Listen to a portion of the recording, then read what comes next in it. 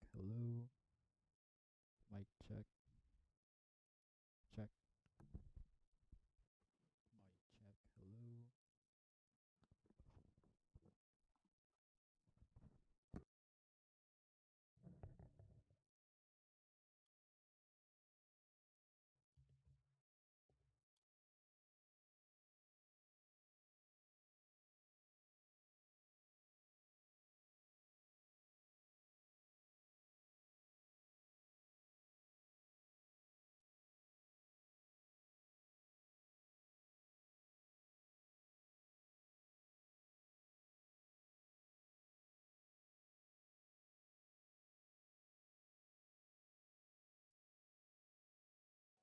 You sound like my nephew. Always thinking you need to do things on your own without anyone's support. There is nothing wrong with letting people who love you help you. Not that I love you. I just met you. So, where is your nephew? I've been tracking him, actually. His life has recently changed and is going through very difficult times. He's trying to figure out who he is, and he went away. So, now you're following him. I know he doesn't want me around right now, but if he needs me, I'll be there.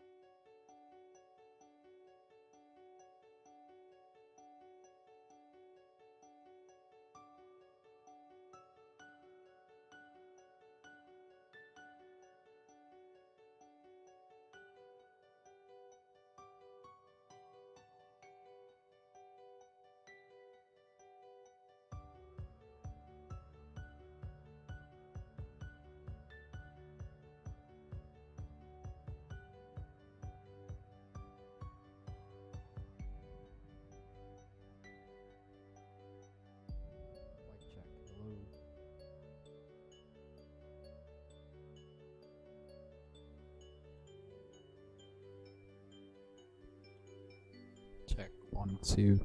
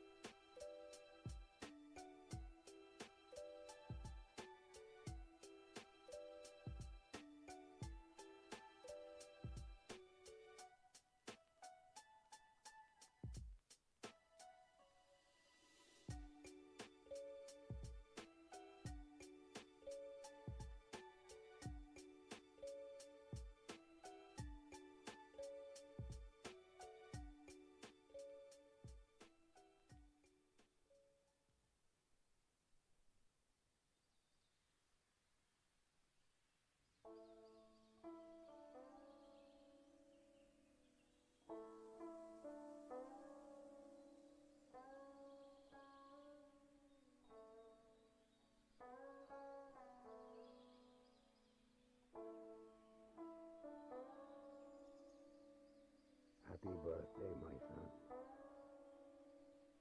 If only I could have helped you.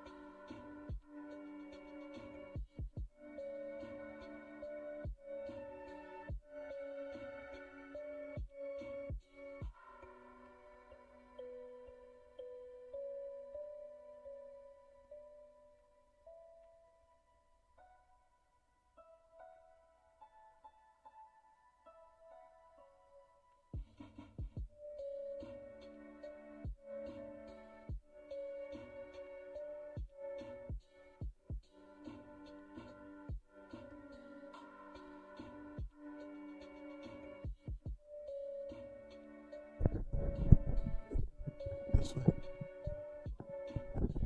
This way.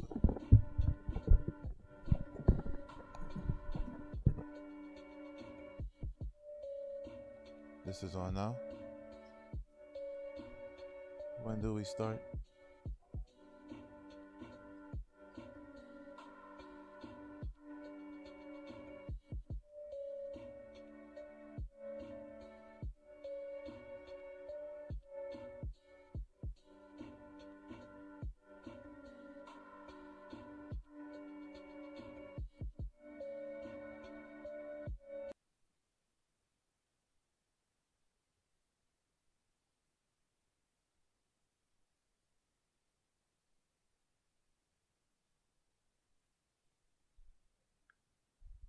So it's on now.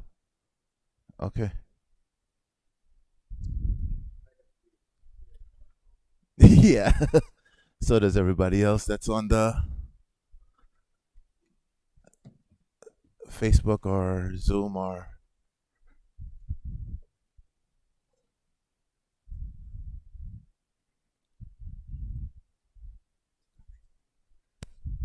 yeah. So how do I share this to my Facebook? All right.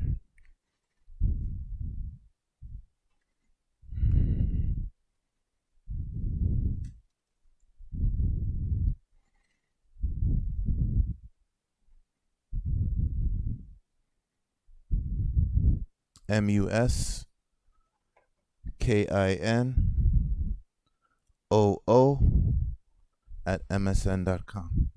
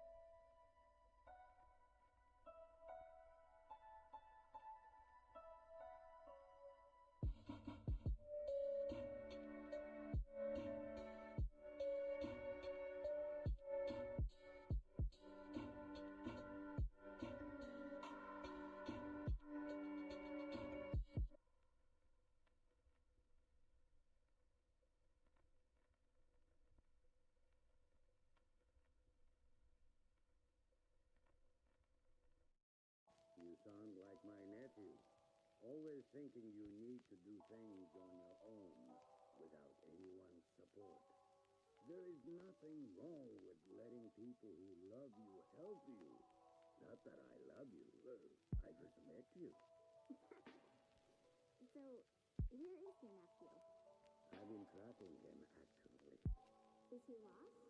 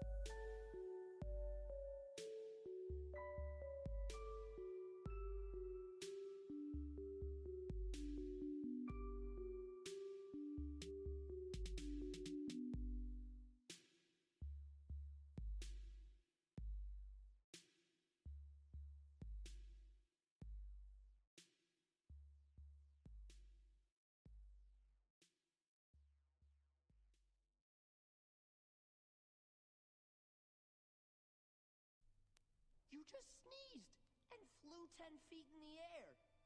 Really? It felt higher than that. You're an airbender. Sure am. Giant light.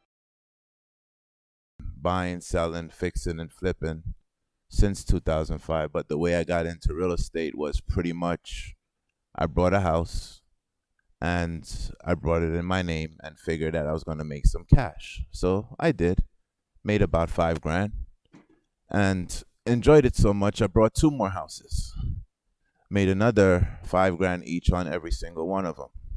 But I did a joint venture and the joint venture didn't work out.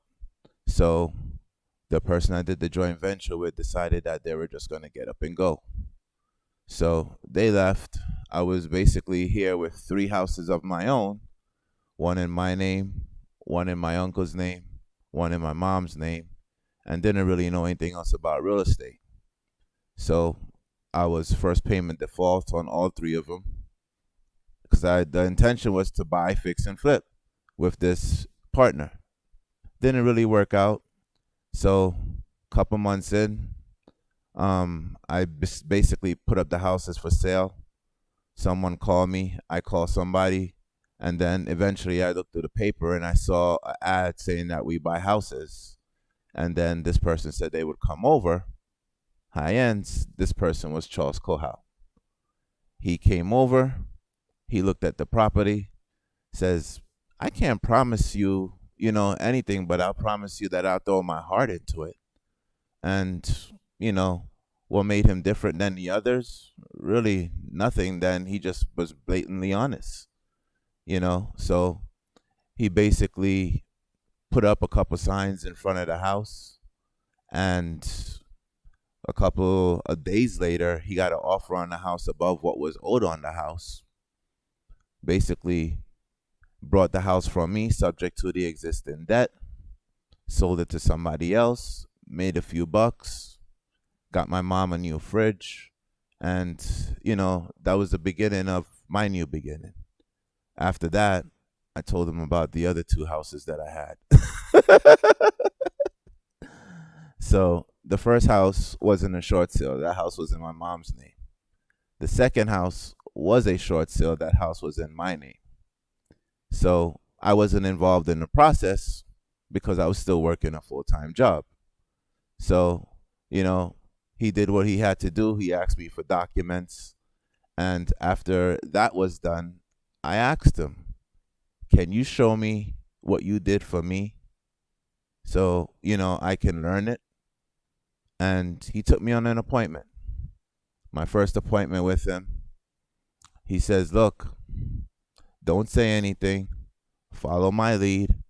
Only speak when you're spoken to, and only laugh when you're the butt of a joke. And we went in, and I listened to everything he said. And basically, after that conversation with the seller, I learned pretty much how to present and how to pretty much go forth and talk to people like this. So eventually he taught a class.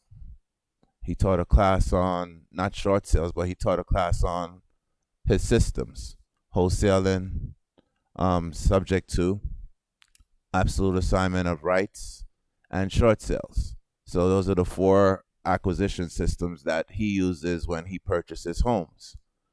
And I attended that class. The first day he gave everybody a manual. I said, I can do this. So that evening, I went out knocking on doors, and the next day I came back with a deal with paperwork signed. So ever since then, I've been door knocking, which leads me to, what is a short sale? Anyone? Any idea? Someone is underwater. Okay. Underwater. Okay. Or more than the house is worth. Most of us know the term upside down. All right. When a property is upside down. So that would also fall in here. Upside down. So in the latent definition, when the value of a property, okay, is less and then basically the debt owed on it, all right, you have to do a short sale. So if the value of the property is 100,000 and you owe 200,000 on the property, all right, the bank will consider doing what we called a short sale. The bank will consider, taking a major discount on the property. All right. So I'm going to put that down as well. When the value of the property is less than the debt owed on it.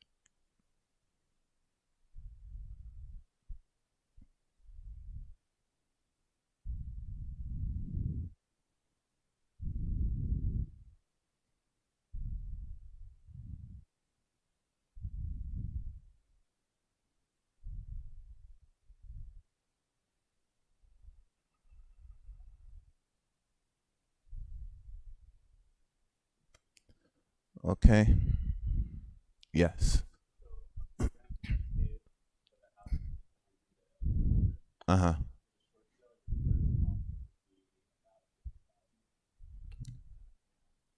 They owe 100. It's worth 100 and they owe 200. My first offer would be 25. Yeah. My offer is always based on what's outstanding, not what the property, yeah. But I'm going to get into that when I do the process. Yeah. Yeah. All right. So, what is a short sale?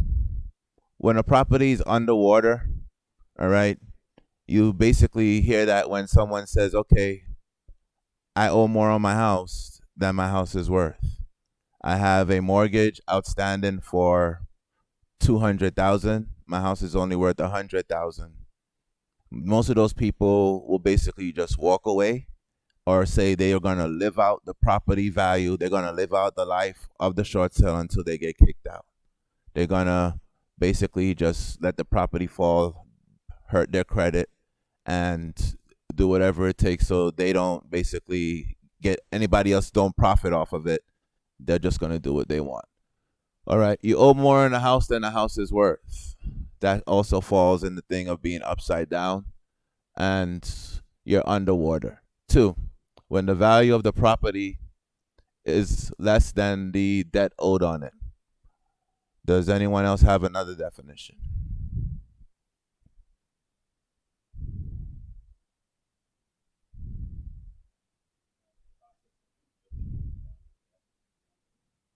Okay. That falls into negotiations. Okay. Mm-hmm.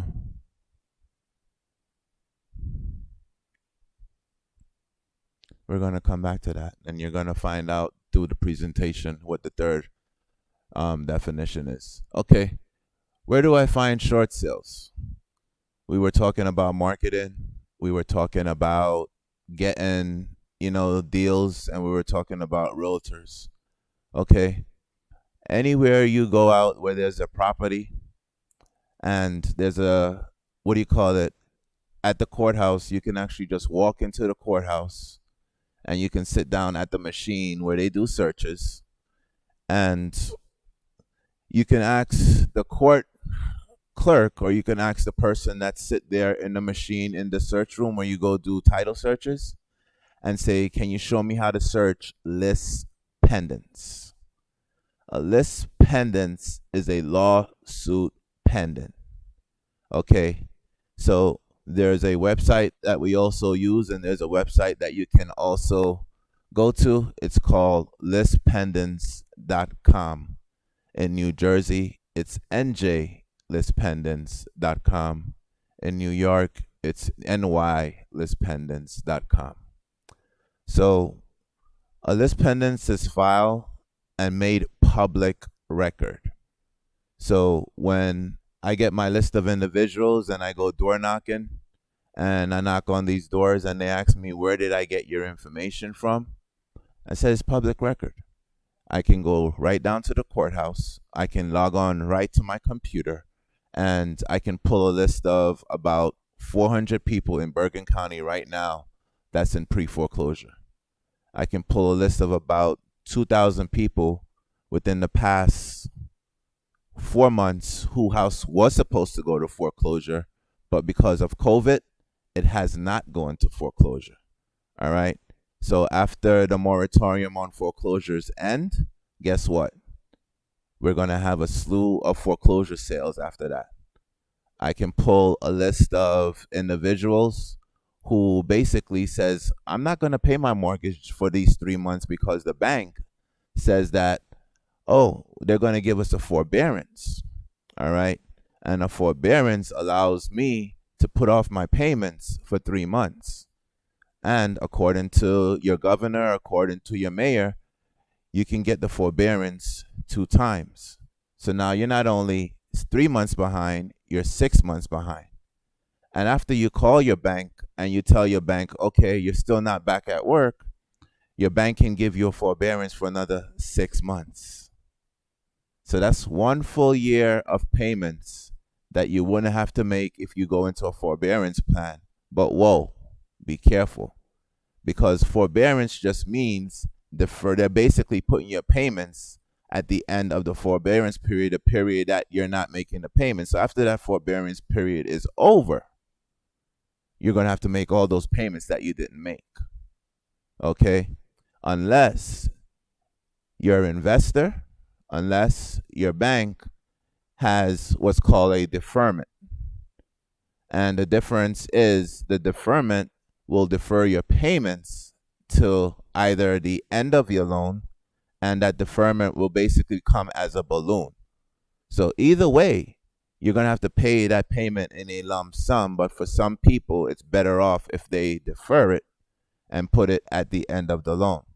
The other thing that they can do is that they can break up those payments. So if it's 12 months of $2,000, it's $24,000. They can say I can pay an extra $500 a month extra on my mortgage payment to make up the back payments. So it would take them that period of time to make up the payments. If their loan is 30 years, they can break it down over the balance of their loan. So there's many different programs out there. There's many different plans out there. So forbearance gets reported on your credit. They say it doesn't, but it does get reported on your credit. All right. It doesn't affect your credit. It's not going to negatively affect your credit. But if you're 3 months behind and you look at your statement, it's going to say you're 108 days late. All right. If you look at your credit report, it says you were in forbearance and you were 108 days late. All right. So where are you going to find these? You're going to find them from realtors. Realtors are a great source of short sales because they market, they go out, and they talk to people. All right.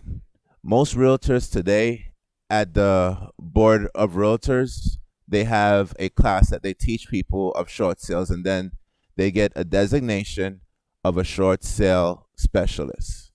That's a designation that they put on, underneath their license. So now that they're specializing in short sales, they have the ability to talk about it and do them themselves, but they have to take that course.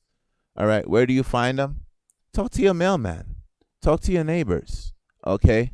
Talk to, anyone that that owns a house.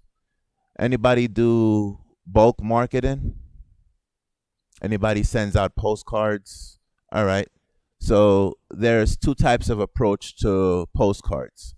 You could direct mail. So if you are in Bergen County and you want to focus on single family homes, anywhere from 1 to 3 families, and you want to focus on 3 and 2s, 3 beds, 2 baths, you want to target market a particular area. All right.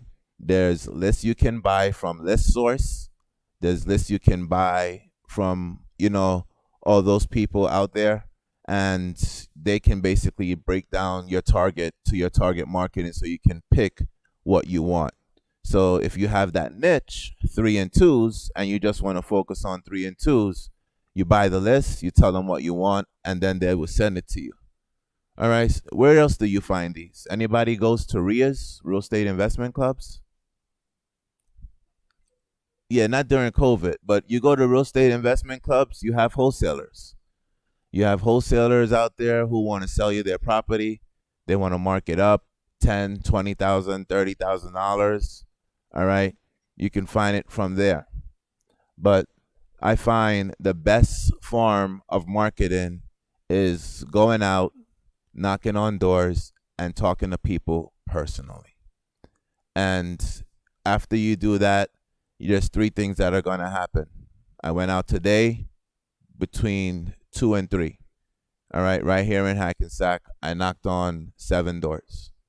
The first door I knocked on, nobody was home, so I left a business card.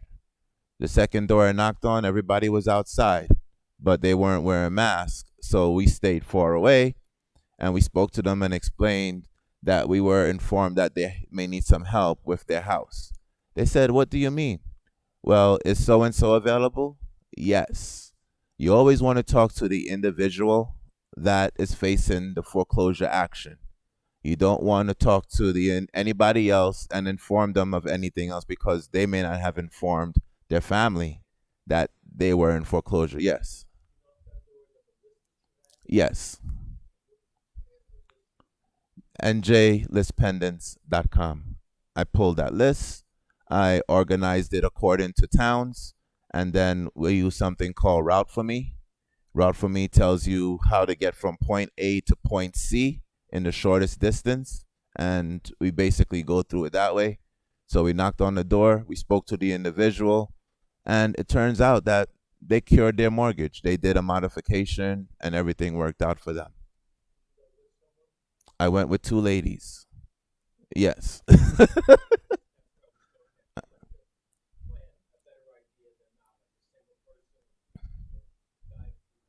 It's better if you go with someone else other than you, and it's better if you go with the opposite sex.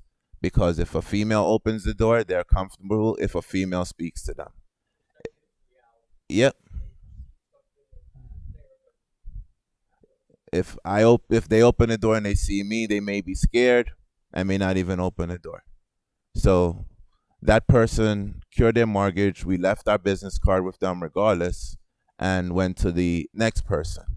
Didn't open the door, so we left a note saying, "Sorry, we missed you. Call us." And we left the female's name. We just on the note we left? No, we just said, "Sorry, we missed you. Call me." And we left the female's name. All right. Get in the car. 5 minutes later, the phone rings. "Hello. You left a note on my door." "Yes, we were trying to get in touch with so and so. Are they available?" "No, they're not. Do you have a phone number that I can get in touch with them?" "Yes, here it is." Bam. Got their phone number, called them, spoke to them. They said they sold their house. No problem. But you see, some action leads to some other action. So it's about marketing. It's about getting out there. It's about doing more. The more marketing you do, the more, reaching out you do, whether it's postcards, whether it's door knocking, whether it's the personal touch, whatever you're comfortable with. I've been door knocking since I started this. I'm going to continue door knocking. An hour a day for 3 days a week, I can afford to do that. And I stay local. Teaneck, right here is Hackensack. Right over there is Teaneck. If you go that way, you're in Garfield and Lodi. And if you go that way, you're in Hasbrook Heights. So I stay local. I stay local within the 5 towns around where I work right now. So you may say you live in Roselle Park. You stay in the 5 towns around Roselle Park. So, and you guys do the same thing. It's quicker, it's easier. You can go home, you can pick 7 properties, and within an hour, hour and a half, you can knock them out. So where do you find them? Pretty much anywhere where there's a house, anywhere where there's a list, realtors, your mailman.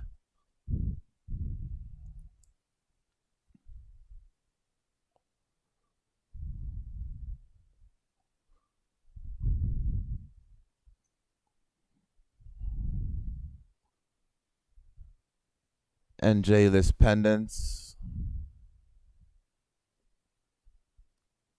and NY list pendants. Forgive my spelling. I don't know if I'm spelling list pendants correctly. All right. Or you can buy a list. Any questions? Is anyone here working on a short sale? All right. When I get through this, we're gonna go through a couple of examples. I'm gonna go through one that we've done that's taken us, I would say, about 9 months, and then I'm gonna go through one that's taken me about 21 days. So they vary. You can have them get done like this very fast, or they can be drawn out. I've had one that's pretty much over a year old. A lot of variables, a lot of different variables. All right. Yeah.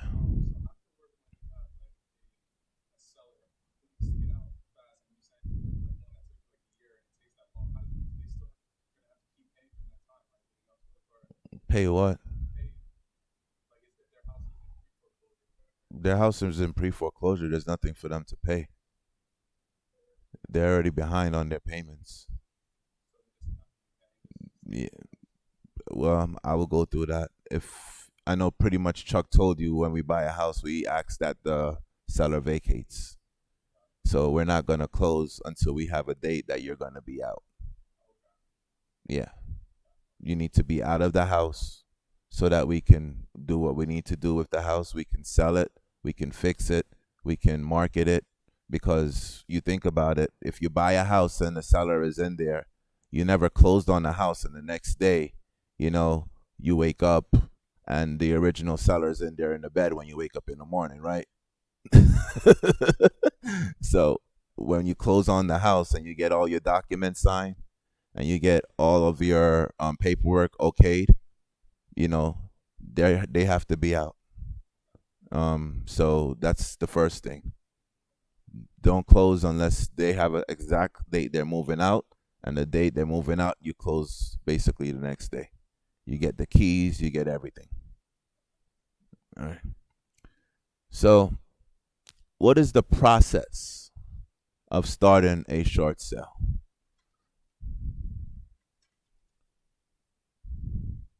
You have to have a property first. All right. You have to have a property that meets one of those two, and I'll tell you the third criteria in a minute. All right. You have to have a property that is at least 2 payments behind. All right. So the third definition is that the property must be in default at least 2 payments behind. All right.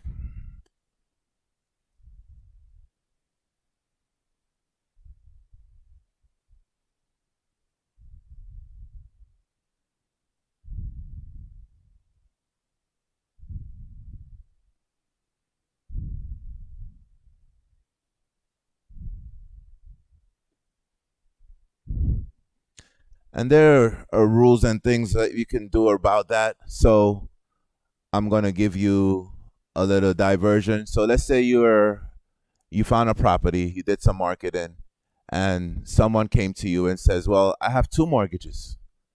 Okay. My first mortgage is 60 days late, and my second mortgage is 90 days late." All right. What's the payment on the first mortgage? $1,000. So that's $2,000. How many of us can find $2,000 today? All right, awesome. What's the second payment? $250. So that's 3 payments late. So that's $750. All right. So let's say that we're gonna start the process. We're going to collect all needed documents. All right. So first thing that we're going to collect from them is an authorization to release information. we're going to get this signed by the homeowner or homeowners. Okay? So with that authorization to release information, they are giving the bank the authority to release information to you, your company, and anyone that works in your company. An authorization. The first thing that you need to get from the homeowner is an authorization. Yeah. Yes. You find a property, you schedule your meeting, you met with them, you walk through the house, and they agree that they want to do a short sale. The first thing you're going to collect from them is an authorization to release information that allows the bank to release any information about the property to you, your company, and anyone that works in your company. All right? Why do you need that? Because you want to verify the information that they tell you is true. All right?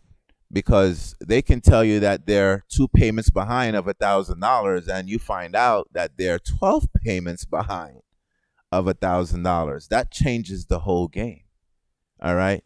They may tell you they have 1 mortgage, but then you find out that they have 2 mortgages.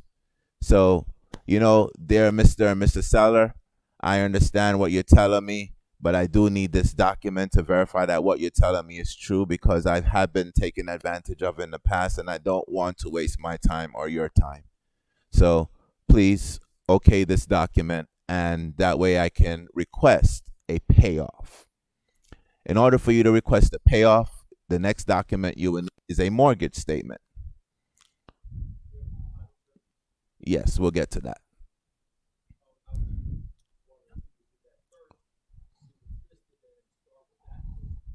I don't care. I don't care. But I'll get to that. Yeah. Yes. How do who know? The bank won't know. The homeowner that you're talking to, that you're going to do the short sale with, should know. They should have 2 mortgage statements.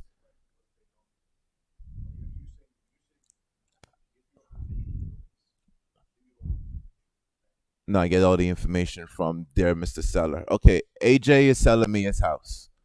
AJ is 2 payments behind on his first mortgage, 3 payments behind on the second mortgage. AJ, who is your first mortgage with?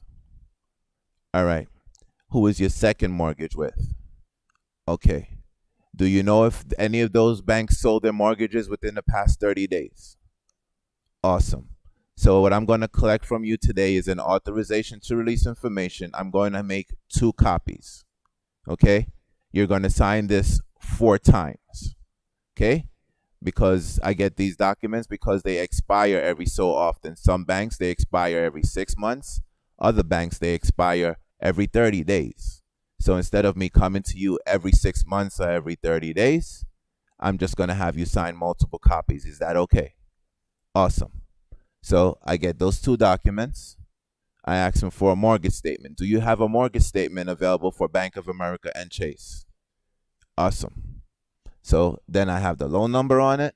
I have the fax number on it. If the fax number is not there, I call Chase. I call Bank of America and ask them, I'm calling to send over an authorization so I can request the payoff. What is the fax number for the payoff? All right. They will give me that. They won't give me any other information until they have the authorization on file. So then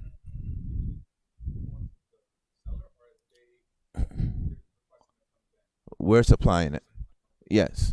If you have Chuck's book, if you have Chuck's documentation, you should have a list of 18 documents that you get signed all the time, every time, 4 times. And one of those documents is the authorization to release information. Yeah. So after you get that authorization, release information, you fax it over to the bank, and after 2 to 7 days, it should show up on file. Then you call them back and you ask them, is the authorization on file? And did you receive my request for a payoff? Then they will tell you yay or nay. If they say yes, you should ask them, how soon can you expect to receive that payoff? They will tell you 5 days, they will tell you 7 days, whatever it is. Just make a note of it and look for it in that time. And while you have them on the phone and the authorization is on file, can you give me the fax number so I can send over a short sale packet? All right. Can you give me the email address so I can email over the short sale packet? Is there a direct negotiator or a direct individual that handles your short sale negotiations? Any one of those three questions is perfectly fine because every bank is different. Some banks don't handle short sale negotiations themselves. It goes through a system that they use. Mr. Cooper, Bank of America, Chase use a system called Equator. You go to equator.com, you set up an account. All right. ResNet uses a system called HomePath. All right. So every bank will basically, you would do it old school by faxing it over or emailing it over. On those particular banks that I mentioned, you would do it through their system called Equator and some other system called HomePath, depending on which bank you're working with. All right. So after you fax over the authorization, you get the payoff. Okay, AJ, I received the payoff from Bank of America and I verified that the information you have told me is true. You are 2 payments behind on your first mortgage and you are 3 payments behind on your second mortgage. Based on this and based on your outstanding debt and the evaluation of the property, I would like to close in a week. Was that enough time for you to get out? Awesome. So today is August 26th. So is September 3rd a good day for us to schedule the closing? Awesome. So then the documents will get prepared. Then we would do a walkthrough. And then he would go to our boardroom, our office, and we will basically close. We will buy his property subject to the existing debt. And based on the payoff, the existing debt is $275,000 that we're going to take subject to the first and the second mortgage. All right. So closing takes place. We have the keys. He's out the property. My work now begins. All right. I'm going to collect these documents from AJ. I'm going to collect bank statements. I'm going to collect, write these down.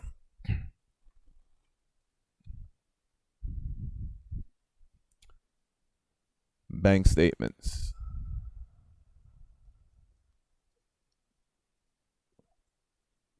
Pay stubs.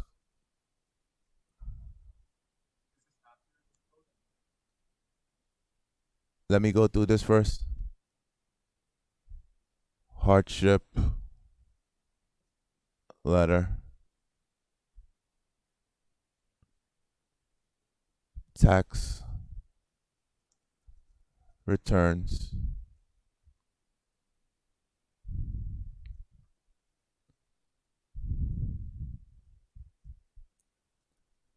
Letters of explanation.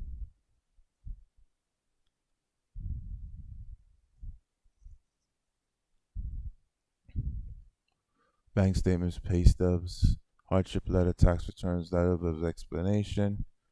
Okay. Additional documents, CMA.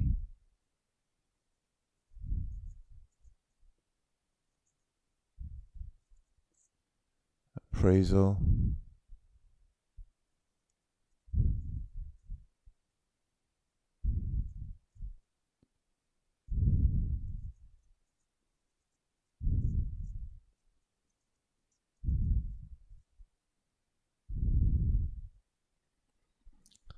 So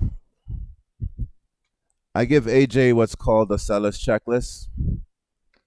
And my seller's checklist has a list of documents that I'm going to need to send to the bank. All right. So I give him that seller's checklist when I first meet him. So my first meeting with AJ, when I do the walkthrough and I say I'm going to walk through the house and we're going to sit down and we're going to have our initial meeting, I usually bring a purchase and sales contract and I usually bring an authorization to release information and a seller's checklist. Because on the first date, you just want to get to know the individual. A purchase and sales agreement, an authorization to release information, and a seller's checklist. No problem. I bring those because if we're going to work together and we're going to do business, there has to be a commitment on my part and there has to be a commitment on their part. All right? That commitment is going to be after we say, yes, we're going to work together. I'm going to ask you for a mortgage statement. And based on a mortgage statement, I'm going to write up a purchase price on that contract. We said that number was $275. So I would put $275 on the purchase price. And I would put subject to all existing debt and liens. And then I would put the seller's name and the buyer's name, which is always the property address trust. No, it's within the verbiage of the contract. All right, so they will sign, or the individual that's selling the property would sign, and I would sign for the company.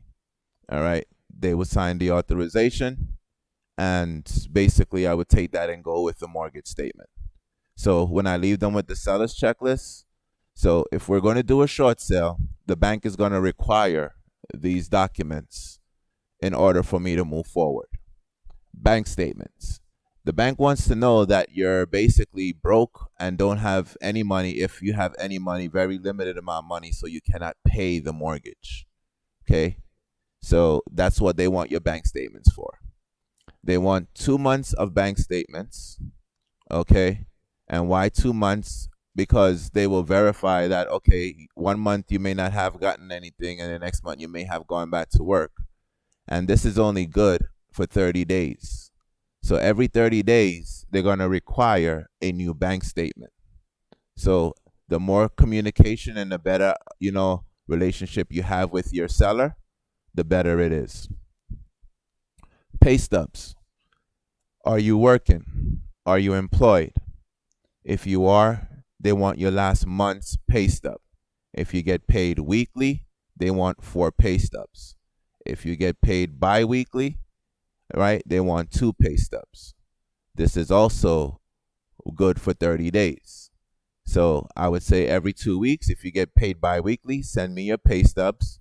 If you get paid weekly, send me your pay stubs. This way I can send it into the bank and we will not put a break in the short sale process. Tax returns. They want your last 2 years tax returns. They want to verify your income based on your pay stubs, based on your income, and based on what you have submitted them. They want to verify your tax returns. There's a form called a 4506T. That 4506T form is filled out, and what they pretty much do is they do a semi-audit of your tax returns that you're filed. So we would fill that form out, we would give it to them, and then they will send it into the IRS. We giving them permission to go ahead and do that. LOE, I'm not working. I just lost my job 3 months ago, but I did file taxes for the past 2 years. Dear Mr. and Mr. Dear Bank of America, I no longer have the ability to give you pay stubs because I am not employed. This is my letter of explanation explaining that. So LOE, letter of explanation, for any one of these you don't have. You don't have a bank account? Your bank charges you $18 a month, if your account is below $100. You're not working. What's the sense in keeping it open? Dear Bank of America, I don't have a bank account because I don't have any income and I don't have a job to keep up the bank account, so it's closed. All right? Tax returns, you haven't been working in the past 3 years, which explains why you don't have bank account, which explains why you don't have pay stubs, which explains, why you don't have any of those 3 things up there. So you just do a letter of explanation for any of those things that you don't have, and it's totally acceptable. One second. Another reason why you would have to do a letter of explanation Any deposit that's not linked to a payment or linked to a tax return that was given to you over $500 has to be explained. So if they look at your bank account and say, okay, well, you got this $750 deposit, it's not from your job, it's not from your tax return, where did it come from? They want an explanation. So we would write a letter of explanation saying that this deposit was given as a gift from my uncle or wherever you got it from. A letter of explanation. Yes, AJ.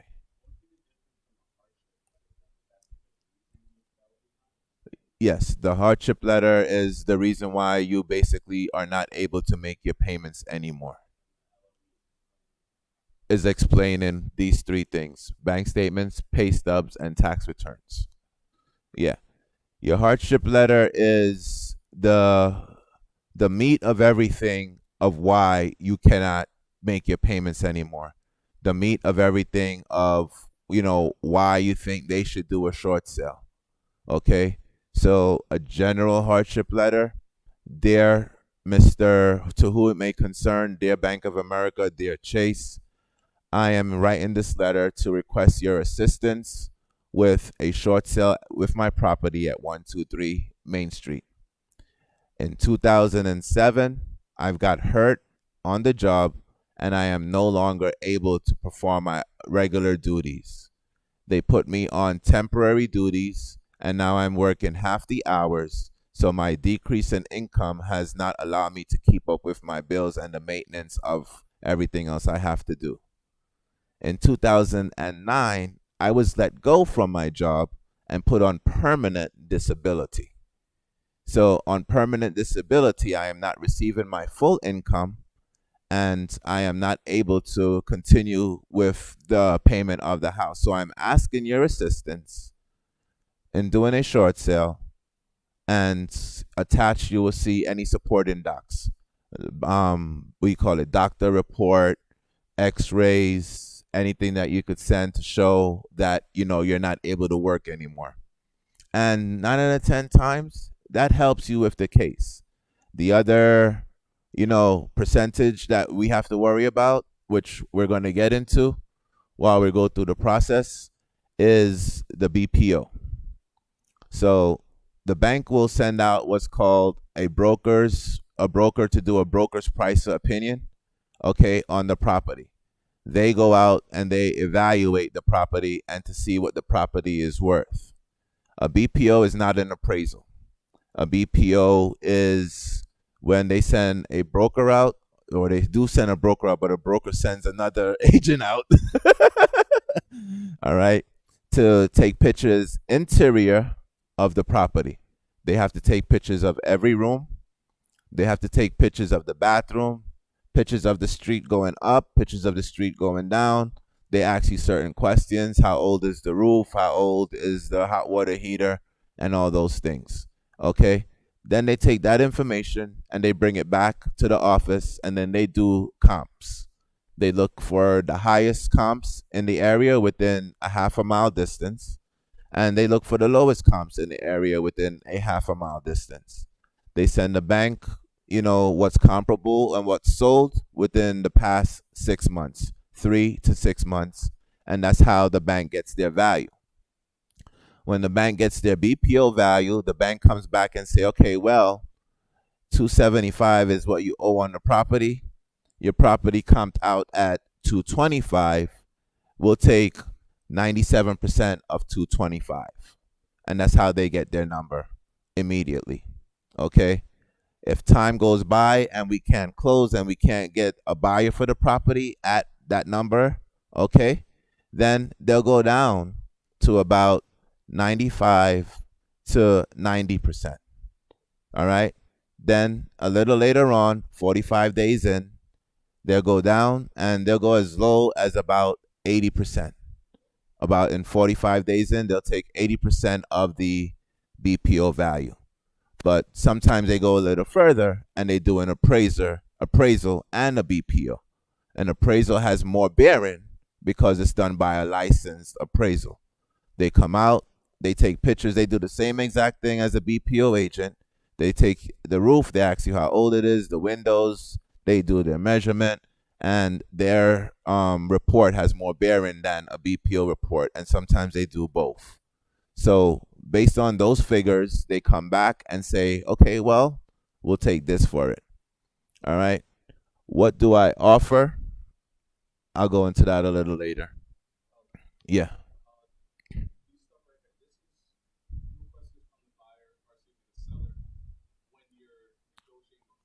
My initial meeting, my initial meeting, I give them a seller's checklist.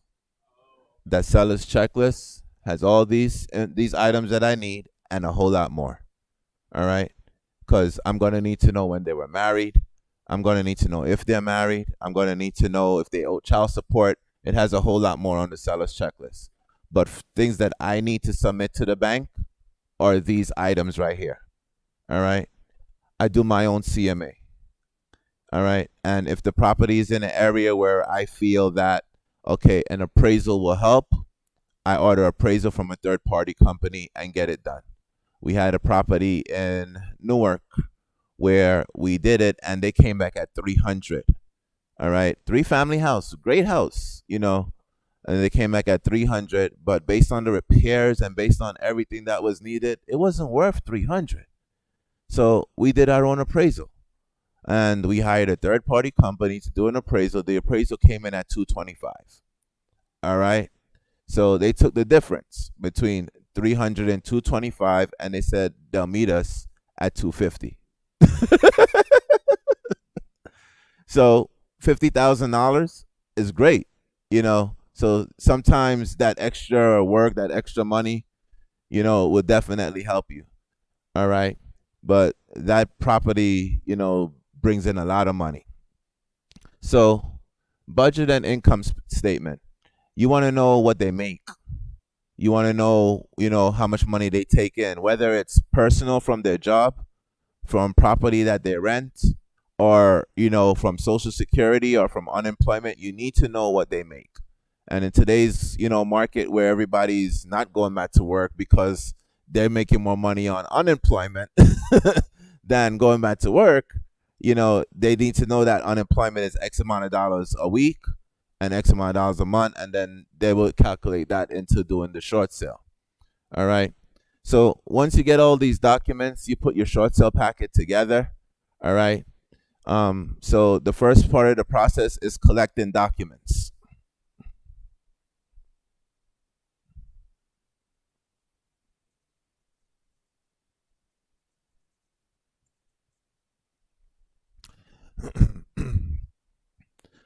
So after you collect the documents, you want to put it together in a packet. Sometimes my packets are 20 pages, depending on how thick their tax returns are. Sometimes my packets are 60 pages, and sometimes they're 100 pages. All right, it all depends on how thick their tax returns are. So, and recently I'm finding that they don't need the entire tax return. All right, they need the 1040, which is the federal, and they need the state. So the Schedule C, unless they're unemployed, they're self-employed, they really don't need. And anything else they really don't need. So you take the first 4 pages of the tax return and the last 12 pages of the tax return, you'll break it down to what the bank really needs. All right. And so you collect all the documents, you put it together, and you label every single page. And I'm trying to find a way to scan it through my computer and have my computer put the loan number on it. But they want the loan number on every single page. Okay.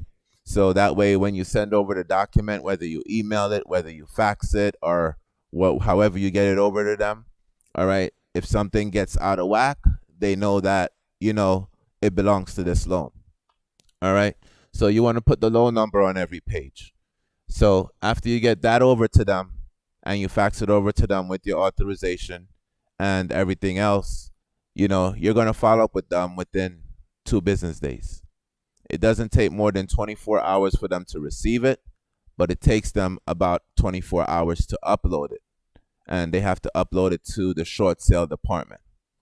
The department you ordered the payoff from and the department you're going to do the short sale in are 2 different departments. All right. So when you call them and you ask them for the fax number for the payoff, you can also ask them for the fax number for the short sale department because it's two different departments. Sometimes they will tell you that it's the same fax number. You say, okay, thank you very much. Sometimes they'll tell you it's a different department and a different fax number. You say, thank you very much, and you take it down. Eventually, you want to create a list of banks. You want to create a database of banks. So I have a database of about 22 different banks that I've done short sales with. And I have a database of about 22 different fax numbers and phone numbers for every single one of those banks. Because after building a relationship with someone, eventually you'll get to the point where they say, okay, well, I know you're ready. Email me everything over. I know the procedure. All right. Give me about 12 days. All right. And then they'll get the BPO agent out there. They'll get everyone out there that you need. They know you're strictly no business. And then after they come back with their value, they give you about a week to do a counter value. And then they'll say, okay, great. How soon can you close? You need 45 days. All right. They'll give you 45 days after the approval and you can close. That's how I got the short sale done in 21 days because the person that I've done it with already knew how we operate. And they said, okay, well, this is what I need. We got it to them. They came back and says, okay, this is the price. We said, can you do a little better? They did about $10,000 better. We went to our investor, said, this is what we got, and we got it done. So, I mean, once you build that relationship and you build it with that person, I've been doing this since 2007.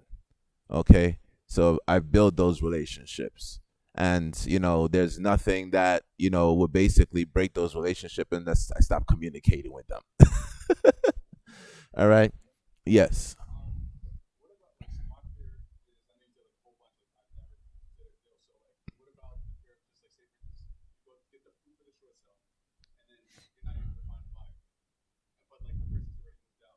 If you're not able to find a buyer, how are you going to do the short sale? You have to put the buyer on the contract. Yeah, you have to have a buyer to put it on the contract.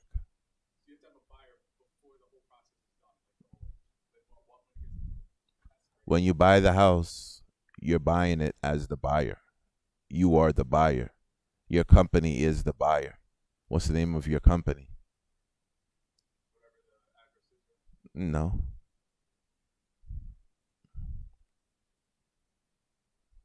All right. I'll walk you through it. Don't worry about it. Um, Whenever you go look at a property, and the way we buy properties is basically in trusts. So let's say 6633 Meadow. All right. We bought that property as a 633 Meadow trust. Okay. Why trust?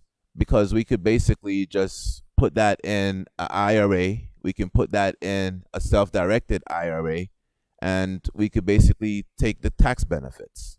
Okay. Do you need all the money now? If you do, put 50% in your IRA and take 50% for yourself. You just saved yourself. If you make $100,000, you're paying taxes on 50. Okay. And you just have to know the paperwork. You have to have the lawyers and you have to have the team. And we will walk you through all of that. So it's nothing to worry about. Don't worry about the end until you get the first thing in mind. So you get that first deal on the contract, put it at 123 Main Street Trust. All right. You're going to market to get a buyer once you got the property on the contract. So I wouldn't worry about that until you have that problem. There's no problem too big that we can't walk you through. Yeah. So once you got the docs, you send over the docs and you verify that they received the docs.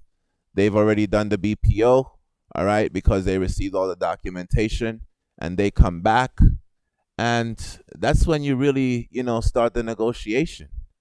So the negotiation is pretty much just you going back and forth with the bank.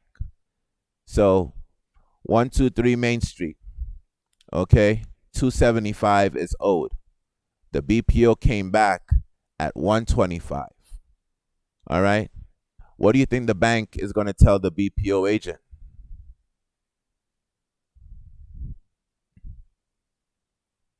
Go out there and do it again.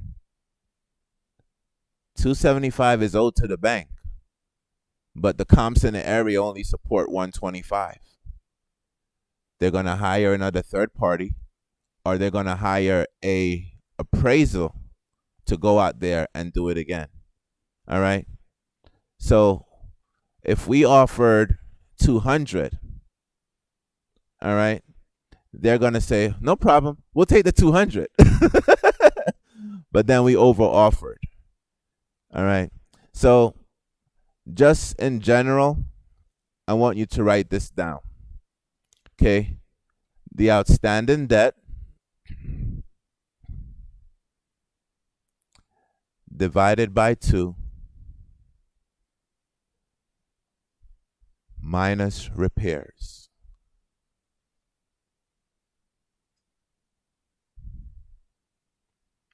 And the minimum repair you should take away for a single family is $50,000. So the outstanding debt divided by 2 minus repairs. So 275 divided by 2 is what? 275 divided by 2. All right, and then take away 50. That's my first offer to the bank on $275,000. So even if the BPO or the appraisal came back at 125, it's a steal. It's a 2-bed, 1-bath. You can make it a 3-bed, 2-bath, and you can sell it. Yes.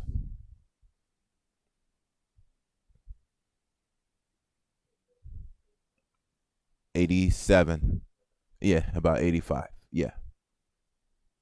But the bank is going to come back to me and say, well, we'll take 125. And I'm going to say, no problem. I'll get a new contract over to them. I'll get a new proof of funds over to them. And they'll basically accept it. And they'll give you 45 days to close. So let's do one where it's not that easy. All right. I'm going to erase some of this. You guys have this? All right.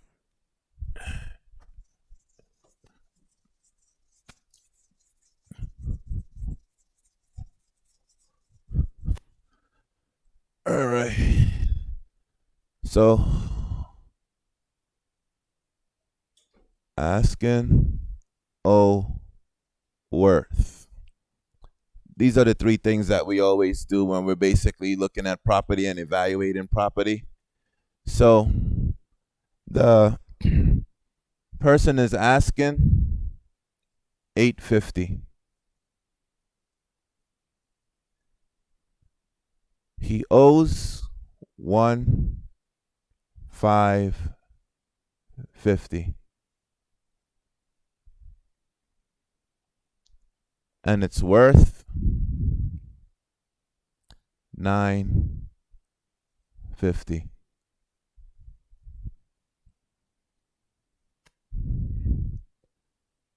So this is what he wants for the house. $850. He owes $1,550. What is that made up of? It's made up of a $250,000 second mortgage. Okay?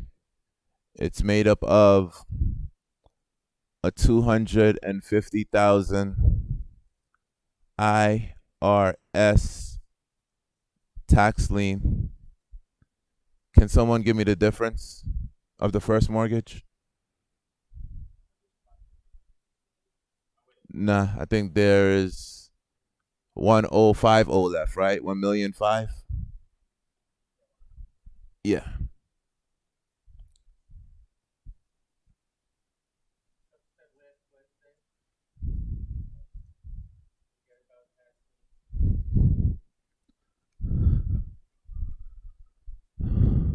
Okay. I'm going to do some math. I'm sorry. You can forget about tax liens, but they have to be negotiated.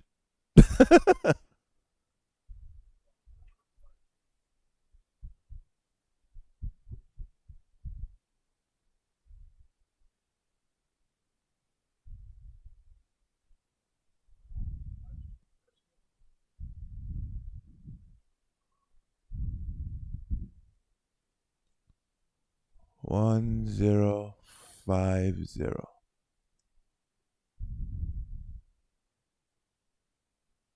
There we go. All right. So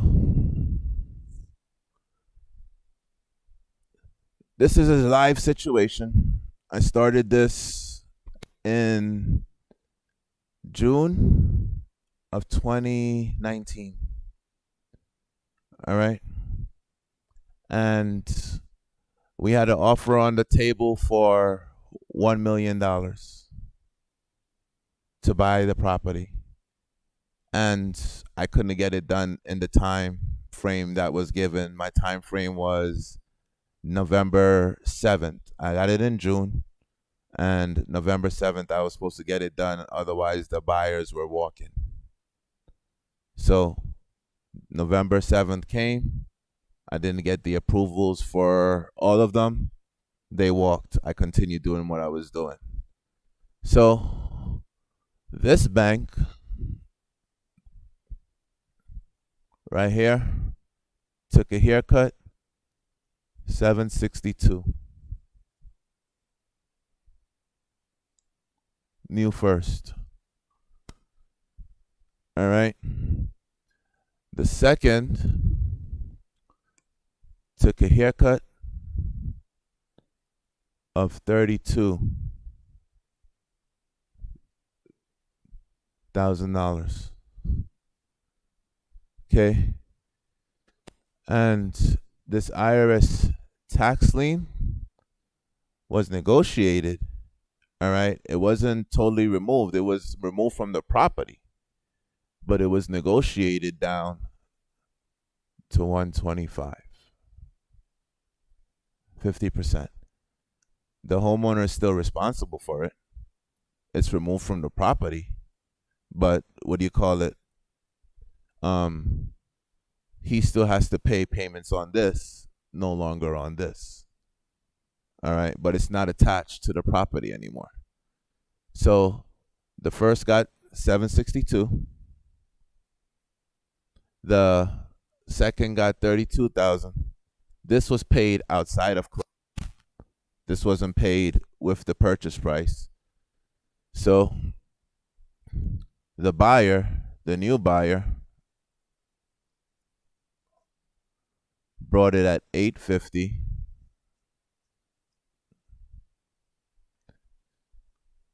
Paid off all these things here and all the closing costs, and the seller walks away with no debt recourse to him. The difference between the $250 and the $32 is being forgiven under the debt forgiveness. All he has to do is fill out a form when he files his taxes, and the same with this and this is being forgiven. So who wins? The realtor wins. Realtor gets a good payday. Okay. The bank wins because now they have a performing asset and they got paid off. This bank loses. But do they?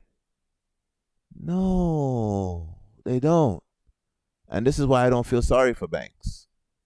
Every bank has on their property a homeowner's policy and a bank policy on every property. So if you own a property, you have your own homeowner's policy. The bank has their own policy on it as well. So what happens? After the property is sold and after it's closed at the end of the year or before the end of the year, they're going to file a claim for the difference. They're going to write it off as bad debt to the individual. Okay? So they're double dipping. At the end of the year, that individual is going to get a 1099-C, which is cancellation of debt. And if their accountant is wise and fill out Form 982 and get it from the IRS website and claims the hardship that this individual went through, or any one of us who did a short sale, because I had to go through it too, all right? I didn't have to pay taxes on that money. The difference between what was owed and what was forgiven. All right? So, any questions on that example?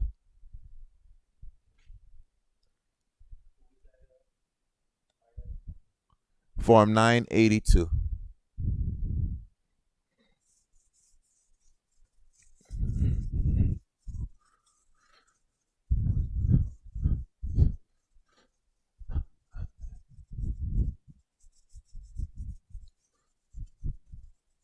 Huh? I don't discuss that.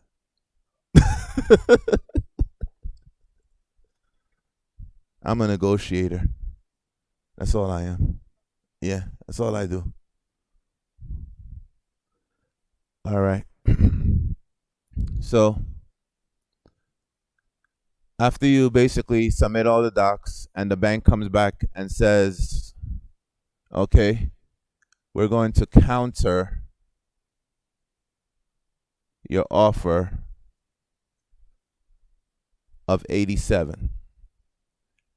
So we know the BPO came back at what? 125. We offered 87.5. The bank is going to say we're going to counter your offer of 87 and we're going to want 125. But we know that they'll take 97% of that 125. So I will calculate 97% of 125 and offer them what, AJ? I'll offer them 121 as my number. And based on that, they will accept it. And basically they will move forward and close. But there are examples where, I'll give you another one right now. This is just an example. Okay. Asking worth. So they owe 375. They're asking 375, and the house is worth 275. So, and just like the first one, there's 2 mortgages on this one too. All right. So it's only worth 275. How many of you would see this and run away from it? Why? Because they owe what they're asking? All right. But they're behind on their mortgage. They're behind 4 payments of $2,000. So they're behind $8,000 on their mortgage. In the state of New Jersey, foreclosure takes 12 to 18 months, sometimes even longer. Sometimes foreclosure will take 2 to 4 years. I'm working with someone right now that has this house in foreclosure for 12 years. All right? And that's because they know the law. And that's because they know how to get around the law. They know how to, basically go to court, do motions. They know how to go to court, challenge stuff in their mortgage. They know every little cribs and cranny in the law. So they challenge it. So with this case, they're behind, let's say they're behind 8 payments of $2,000. All right. So $16K behind. The property's only worth this. All right. What's my offer going to be on that, AJ?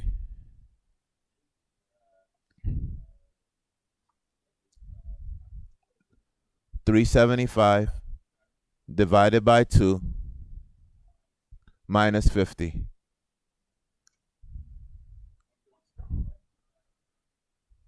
137. That's my first offer to the bank. All right.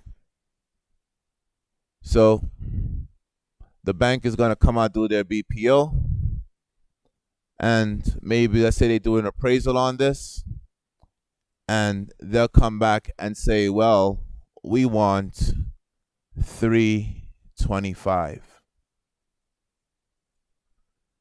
I'm going to say no. I'm going to go back and forth. I'm going to close the file, wait 30 days, reopen the file. The appraisals are good for 2 months. Some appraisals are good for 90 days. Okay?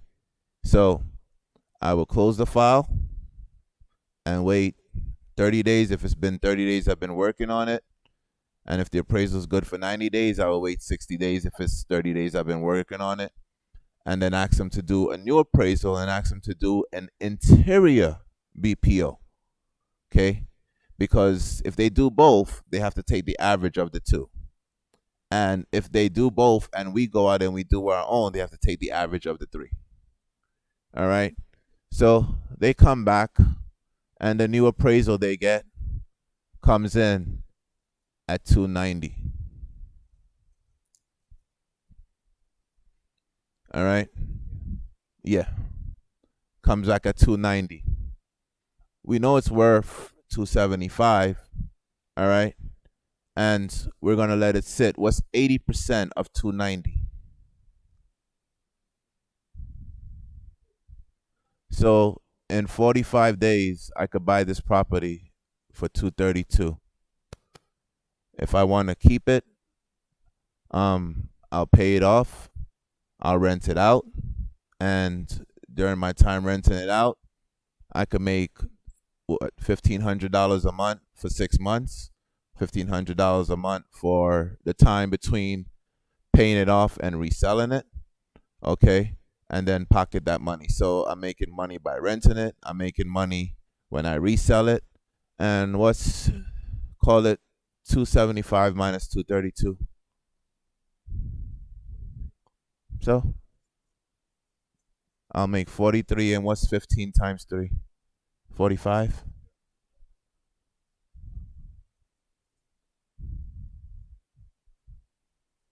So I'll make 47.5 on that. Not a bad deal. So once they say yes, and once you say yes to the new negotiated number of 232, all right, what they will do now is they will send you out an approval letter.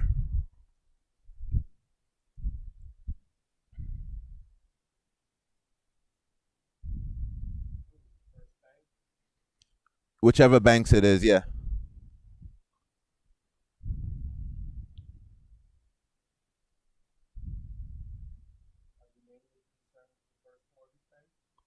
I'm concerned with both. I call them every 2 days. I call them every 2 days. Yes. Every 2 days, I call them. With negotiations, it's basically you and the bank, you and the negotiator. After you submit all your documents, after you submit everything to the bank basically says, okay, we're going to assign Joe Smo to your file. So now you have his email, now you have his phone number, and now you have his direct contact. And the same documents you send to the first bank, you send to the second bank. The only difference between the documents is the loan number. Everything else is the same. Tax returns, pay stubs, hardship letter, 4506T, everything that you send to the first bank.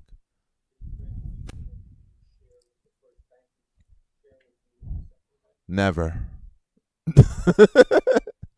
Never. Yeah. Never. Unless the first and the second bank are the same banks, there's no reason to. Because here's a perfect example in a perfect property. I'm current on my first, but I'm behind on my second 12 months. All right? I'm going to call the second and say I want to do a short sale. All right? And the second always basically will take either $1,000, 10%, or 25% of the outstanding amount. I'm doing one right now that they're owed $35,000. They're getting $2,000 and they're in second position. All right. This one that was owed $250,000. They took $32,000. But they didn't lose anything because the guy had that loan since 1995. And it's interest only since 1995. So he's paid that $250,000 probably 1.5 times. So I don't feel bad for them because they made their money. So this $32,000 that they're going to file a claim on, this $32,000 that they're going to make more money on, I don't feel bad for them. They made their money already.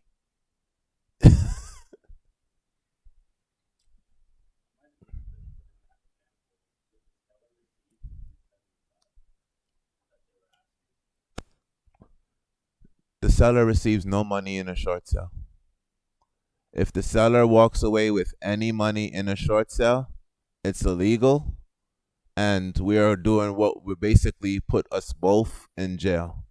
So if I'm in default, all right, and you come to me and say, well, I say to you, give me $10,000 and you can have my house. All right, we're stealing equity from the bank, all right, and we're basically committing a crime. We both can go to jail and do time. Don't do it. No, it's best to have that conversation in person when they bring up, I want $10,000. Yeah. Questions? All right. No. Nope. I've been doing this, like I said, since 2007 full time.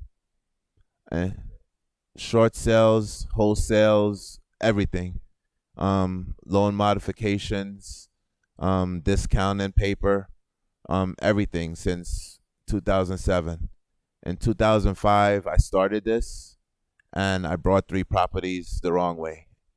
Today, I would only buy my primary residence in my personal name, and then I will put it in a trust and never have anything in my name again.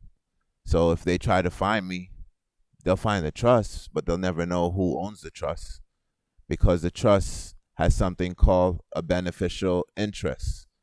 And that only the trustee can basically tell you who the beneficiary of the trust is. All right. And in order for them to find out who the trustee is, they would have to have the trustee documents. And that's basically something they would have to subpoena you for.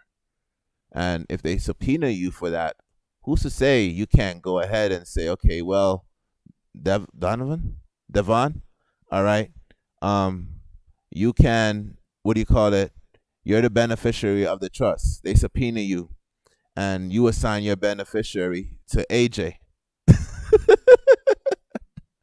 So now AJ is the beneficiary of the trust. So when you give them those documents, it doesn't say you're no longer the beneficiary. So they can't come after you. They throw the case out because AJ is now the beneficiary.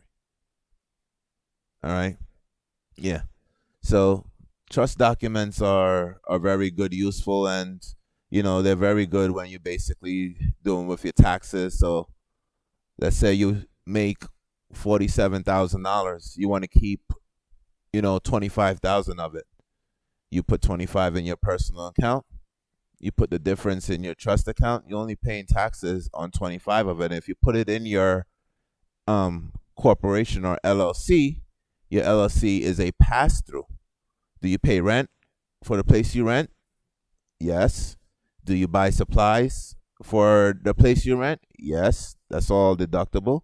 Okay. Do you pay payroll for the place you rent? Yes. You have employees.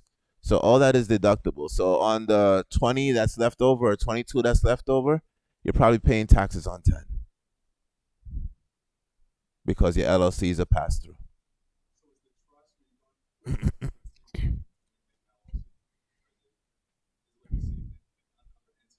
Yes, it's another entity. Yes. All right.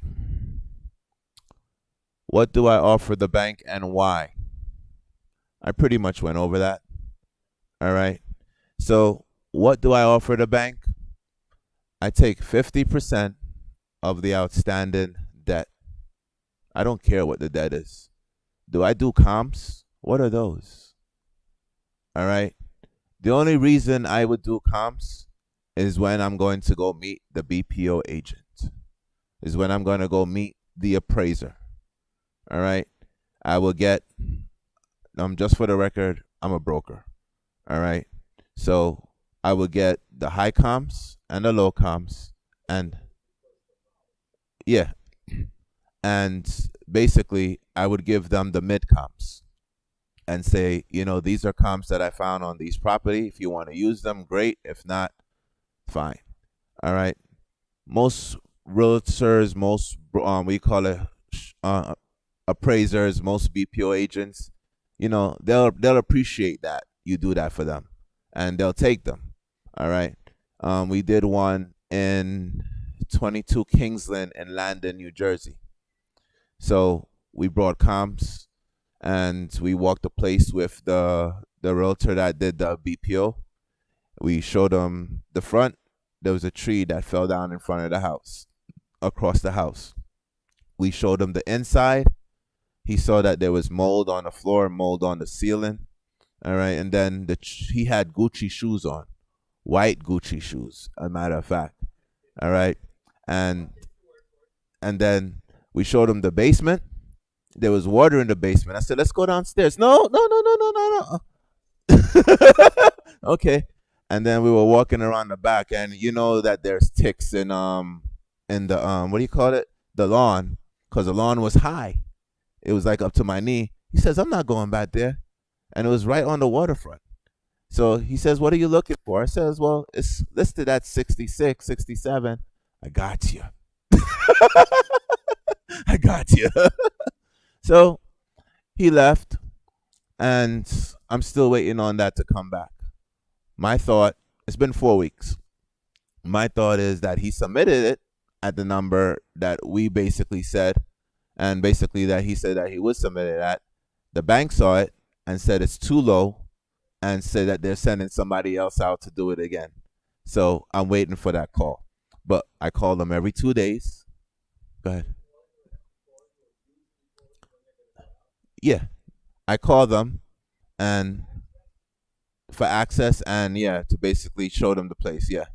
So I call them and I said, it's been 4 weeks. What's going on? It hasn't been uploaded in our system yet. That's yin yang. Because it only takes 7 days for a BPO to get done, and they have a deadline for them to receive it. And so they're probably reordering an appraisal or another one. And when that gets done, so be it. They'll take the average of the first one and the second one. So the first one is going to help us anyway. All right. So if we get that property at 67, we can sell it anywhere from $150,000 to $220,000. But it's going to be a knockdown for whoever is going to buy it, because it's on waterfront and they want to make it bigger. It's only a 1-and-1. Yeah. So we're working on a lot of different things. And why do I make that offer? Because it's always the lowest offer. If I make a high offer, if I said, okay, you owed $500,000 and I offered $400,000 and the BPO came in at $300,000, all right, and I offered $4, they're gonna jump on it and say, we'll take the $4, and I overpaid for the property. But if I offered the lowest offer, okay, and the bank comes back and say the BPO came in at $3, and I only want to offer $250, I can wait. I can do my own appraisal. I can do my own comps and my own supporting, show them my own supporting documents, and say, look, property's not worth that. Just like we did with the property in Newark. And then they will basically take the average and say, look, no problem. We'll go this way. We'll take it to the investor and have them make a decision. So overall, Short sales take some time. They may take anywhere from 30 days, depending on if you have all your ducks in a row, to, I would go as far as to say, 12 months, even 2 years. Like I said, I've been working with somebody who's lived in their house for 12 years. It's not a short sale, but they know the rules and the laws and the regulations to basically get more time. It's called foreclosure defense. So if you get your house and you know that a sheriff sale is coming up, okay, you can sue the bank yourself and tell them to prove that you own that mortgage. All right? Yes, you can sue them and tell them that you've made these payments. And if they can't prove that you've made these payments and you have proof that you made these payments and they're off by one, guess what? The process is stalled. Okay? With any type of litigation going on, with any type of lawsuit going on in the courts, they cannot foreclose. Okay? So that's foreclosure defense. So if you sue them for basically misrepresenting the amount of money you owe them, they have to prove it with documentation. They have to prove it with your payment history. They have to prove it unto you that you didn't make those payments. Now, predatory loans. How many of us know Fleet Bank? All right. How many of us know Countrywide? All right. Bank of America took over Countrywide's loans. And some of those were no doc, no income, okay, stated loans as long as your credit was above a certain amount of money. All right. And if, those loans right now were in today's market, okay, you can prove that you weren't supposed to get this loan. And in some cases, they wipe the loan clean. But you have to know what to look for in those documents. You have to know what to look for in those packages, and you have to evaluate it. Okay? I mentioned discounting before, discounting paper, but you could discount your loan. You could call the bank and say, well, I want to keep my house. My property is only worth $250. When I brought it at $350. I've lived here for 15 years, and the balance on my mortgage is $300. I would like you to send someone out to do an appraisal. I would like you to send a surveyor out. I would like you to send an assessor out, someone to assess my property value. All right? Those three things. And then they would take the average of all those three. The only problem with what I'm telling you, you have to be 30 days behind. All right? You have to be at least 30 days behind. Then they will do all those things. And they will come back and say, well, your property value is at $220, $300, whatever they say it's valued at. And they will drop it to that number, re-amortize your loan for the balance of your loan period. So doing this, I've learned a lot. Doing this, I've picked up a lot. And, there's still a whole lot more to learn. And in the end of all this, you can get the late payments off your credit. In the end of all this, you can restore your credit with credit restoration. My short sale that I did is no longer on my credit. It was removed. They said it's supposed to stay on your credit for 7 years. It was off my credit in 3. It read settled for less than the amount owed. All right. In 3 years, I went into credit restoration. It just got removed. Because as long as you know the Fair Debt Collections Act, as long as you know the Fair Isaac, Reporting Act, as long as you challenge something, and if it's inaccurate, outdated, or obsolete, on your credit report, they have to remove it. And how many of us know that it's not actual people looking at your credit reports? They actually scan it in a computer. And basically the computer will basically, match it up with series of numbers, series of words, and see if it's you. If you could go on my desk, There's a manila envelope in there. I want to read something and share something with you. He got it. Yeah. Um, about your credit, and you can offer that service not just to the people that you're helping. You can offer that service to any one of the people that you work with, because it helps them, it helps you, and you get paid for doing it. We basically have a company that we do credit restoration with, and you enroll somebody in the program. What they do is they basically take all the stuff on their credit report. If it's over 7 years, it's outdated. All right, because nothing should be on your credit for more than 7 years. Okay, you don't want to re-age the debt on your credit. What does that mean? If you have something on your credit and okay, a collection agency has it, and they basically say onto you, okay, well, let's work out a payment plan, and you had 2 more months left for it to drop off your credit report, you just re-aged it because you worked out a payment plan with them. Now they have 7 more years to go after you for that same one thing. Don't talk to them. All right? Have a third party do it. And when a third party does it, it's not considered re-aging it. All right? So little things like that will basically help you. Right over there. Yeah. Nah, manila envelope. It's all right. Okay. So how many of us in here enjoyed what you learned tonight? What questions do you have for me? Yes.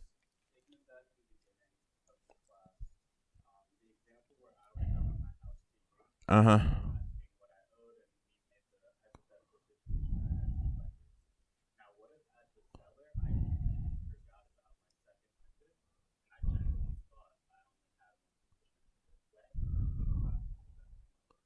When I do a title search. His question. Do I do title searches? Yes. When do I do a title search? After the BPO is ordered. Right after the BPO is ordered, I want to make sure that I had all my ducks in a row.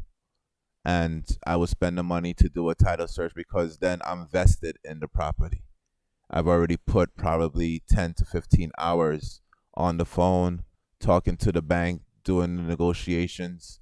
And then I know that, okay, well, this is going to go forward. I'll order title, I'll do a search only, and that search only will show up everything that I missed, if anything at all. Um, Stuff like child support, stuff like IRS liens, stuff like judgments will show up in a title search, open water, and stuff like that.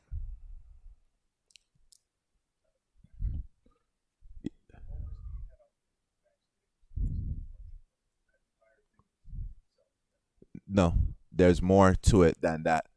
That's just part of the seller's checklist. That's what I need to submit to the bank. Yeah,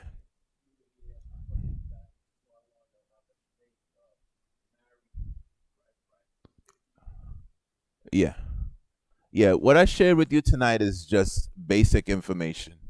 I have a whole book that I have like with 150 pages of the whole process and the whole thing that I developed over the years. And I mean, Chuck put it all together in a summary of what short sales is in a couple of pages that he will share with you guys. Yeah, but it's more details like, for example, a contractor's report.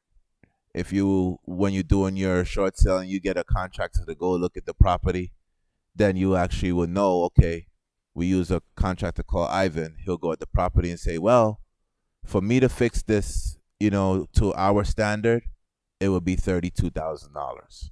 For me to fix this to our standard, it would be $60,000. And you submit that on his letterhead. You could just forward that to him, ask him for his email address or his phone number, and just forward it to him.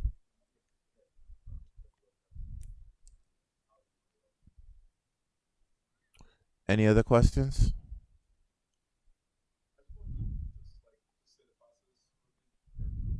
Mm-hmm.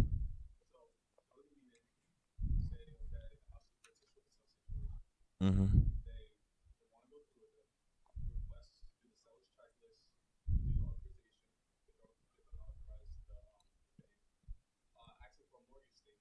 Mm-hmm.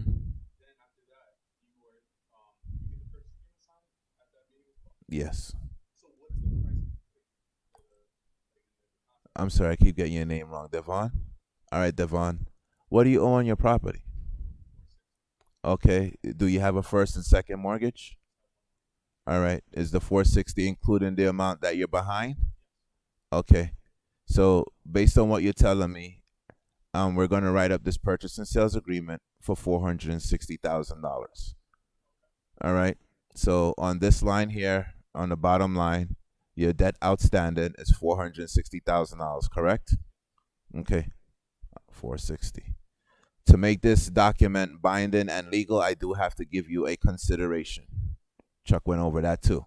So that consideration is going to be whatever I have in my pocket. For right now, let's say it's $10. On the top line, we're going to put $10. All right. And then the name of the property is 10 Banter Street Trust, because that's where we are. And we're in Hackensack, New Jersey, 07601. And your last name is Devon Bennett. So we're going to write Devon Bennett right there as the seller. Okay. Can you okay this right here? Go ahead, sign it. Okay. This is now a binding document. It's good for how much time are you going to allow me to get the short sale done? I'm going to ask you for 90 days. Is that okay? All right. 90 days. All done. Mm-hmm. Mm-hmm. By the time we close, they're moved out. But not by the time we sign the initial contract. The time we sign the initial contract is just enough time so I can get my work done and started. By that time, I have an authorization. I have a mortgage statement. They have the seller's checklist, so they're going to gather all those documents. I have a purchase and sales agreement. So now I'm going to go back to my office. I'm going to email the bank, fax the bank, or call the bank, and then I'm going to request a payoff, and I'm going to basically request the fax number for the short sale department.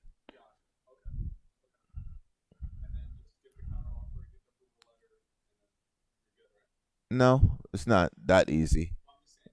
Yeah, in layman terms, yes. Depends how much money is in the deal. All right. Notice of settlement. We will record what's called a notice of settlement to cloud the title. All right. But in the event it's a super great deal, like for example, not every deal is a short sale. We have a deal that we're working on that's not a short sale. So it's not a part of what I'm talking about now, but we have a deal that the person only owes under $1,000, under $100,000. So there's a lot of equity in there. We tied it up for what they owe. They want $100,000 for the property, and we're going to sell the property for $127,000 more. All right. So we clouded the title by recording our contract. We also clouded the title by doing what Chuck basically talks about as, a second mortgage. So we do a lot of things to cloud the title. Every situation is different, yes.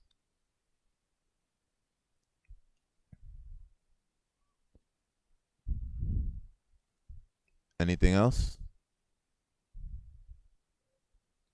Okay. So tell me, where are you working?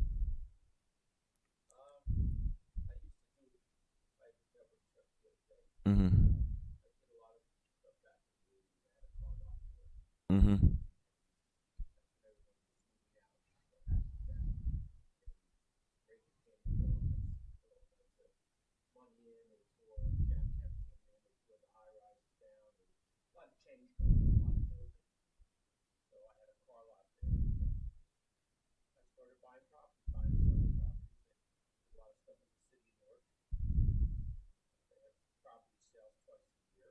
Okay.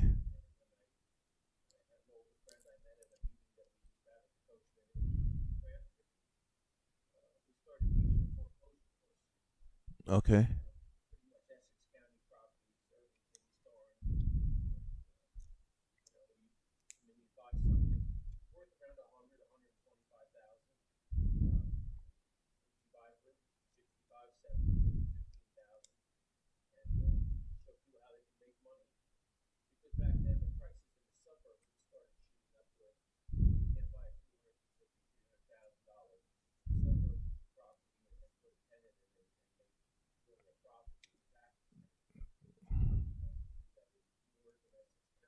Mm-hmm.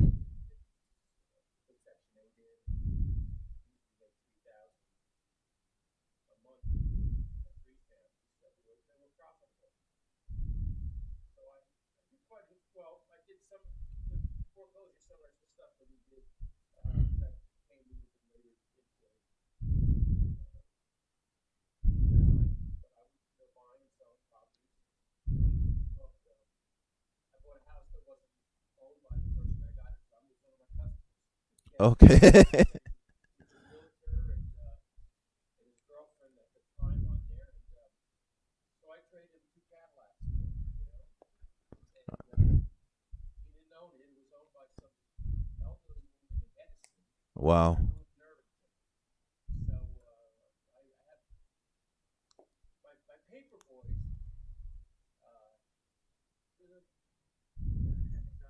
Well, my stories are long, but they're interesting. You have the time. Anyway, I happened to go to court on a car that I had. I was selling Grand Prix back for one reason or another. There was a ticket on the car, and I had to go to court with my neighbor to get paperwork. And I meet the township attorney who I had gone to school with, and he later became a judge. Wow. But he saw me there and said, "Hey, what are you doing these days?" "Well, I'm a car lot in work. I'm doing properties. Why don't you close on your properties? I'll give you closings and stuff like that." Mm-hmm. So I came across this little issue. I gave it to him, and it turns out the people that owned the house, they were all panicked. Somebody came out and wanted to buy that house. Mm-hmm. But I said, "Well, they can't buy it." I said, "No, I bought it, or I was in the process." So they didn't know what to do, so they called my attorney. Anyway, the new buyers got scared away. Okay. What they owed was about $8,000 to back taxes. Mm-hmm. So it cost me another $8,000, and I wound up gutting the house. Oh, I had the best people. I had a guy who came in, licensed, $1,100. The house was all the way to the back of the property. This is right off the Parkway Mm-hmm. in the Irvington area. Then got Speedway Drive on the other side. Right off of that, the first or second house. And most houses are up in the front and have a back entrance. It's the opposite. All at the back of the property. Pulled in at the gate, parked in the front. So gutted the house. He brought the power all in, hauled everything to the house, wired the whole house, all the outlets at $1,100. Wow. And from the township and everything with the permits, etc. So I had a great team of people around me. And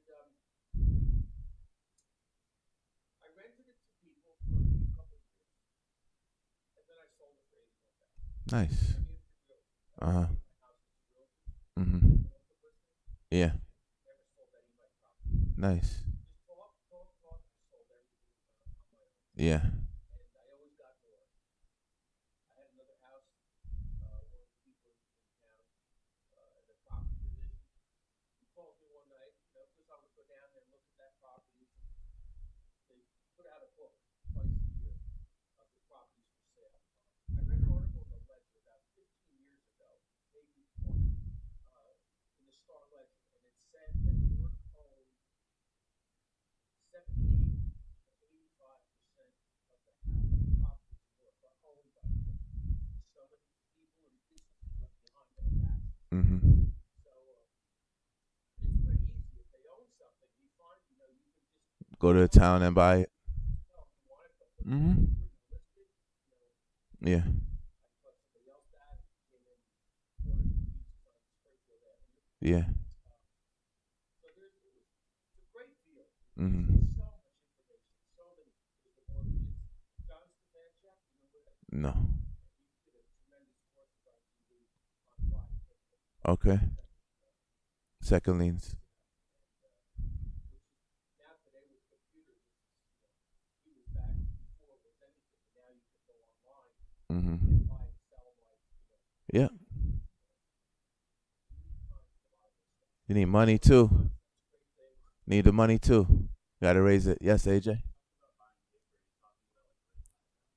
Nah, buying second mortgages, buying first mortgage positions. I can give you an example right now. I'm gonna share this and then I'll give you that example. It is important to note that the entire disputing, challenging process is computerized with your credit. No personal individual look at it. There are no human eyes that read your letters. In fact, your dispute challenges letters are scanned by a computer, and a high advanced algorithm attempts to break it down into 2 digits codes through the system called eOscar. So if the computer notices a mismatch in the address ID, then you are also more likely to get the account removed. So the first thing you need to do is to get a copy of all 3 of your credit reports. Get a copy of all 3 of your credit reports. Get a copy and make sure your addresses are current and updated. Like I had Linton E. Gentles on one of my addresses. My middle initial is not E. So I said, here's a copy of my driver's license. Here's a copy of my social security card. Here's a copy of my, 1099, because I don't have a pay stub. All right. And I send that into them. And they deleted 16 different names from my, credit report on all 3 credit reports. Then, after they did that and updated it, I challenged every other thing that had misspellings with different accounts, and 5 more were removed. All right? Yes. That took 3 months. Takes time. It takes time. But the greatest investment you can make in yourself is your education. The greatest investment you can make in you is to get more knowledge. So whether it's investing into growing the field you're in, whether it's investing into growing your credit, because if you could build your personal credit, you could get business credit that they don't even look at your personal credit, and it's not basically secured by you. You just have to be in a particular bracket. Your credit score needs to be at least 725. All right? And if your credit score is 725 and you have an LLC, what they will do is pretty much make sure your LLC has a website. Make sure your LLC has an EIN. Make sure your LLC business address is on your website so that they can verify you. And that after they verify you, and let's say they give you $5,000 today, and you pay that $5,000 on a monthly basis, and you pay the card off on a monthly basis, and they see that, they're going to check your Paydex score. Your Paydex score is a score that is built up basically by your payment history for your credit. All right. You want a Paydex score of 80 or more. A Paydex score of 80 or more means perfect credit. And, once you get that and you apply for anything, you could get 50,000, you could get 100,000, and you no longer need a down payment. You have it on a credit card to buy a house. So I hope that all this stuff was informational. I hope that all this information was useful. And I'm always here every day. I thank you all.